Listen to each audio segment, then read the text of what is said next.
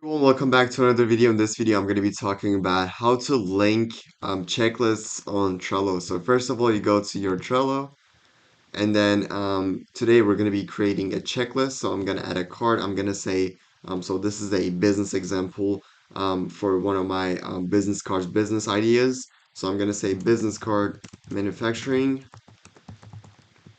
and then I'm going to click on add a card. And then on the right, you're going to see the pencil sign. Or no. Yeah, I'm gonna click on the Trello, and then I'm gonna click on checklist, as you guys can see on the right, and I'm gonna add checklist.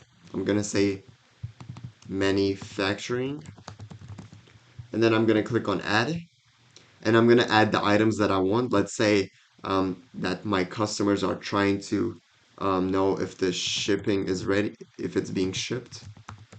I'm gonna click add. So these are gonna be like the answer choices for the question. Shipped, ready to use, and then I'm gonna add one more. I'm just gonna make it up. I'm just gonna name it one more. And then after we're done, I'm gonna go ahead and go back. And then when I click on it, I'm gonna be able to see it. So I can click on shipped, ready to use, one more, and it will change it for us, and you will be able to see it on here.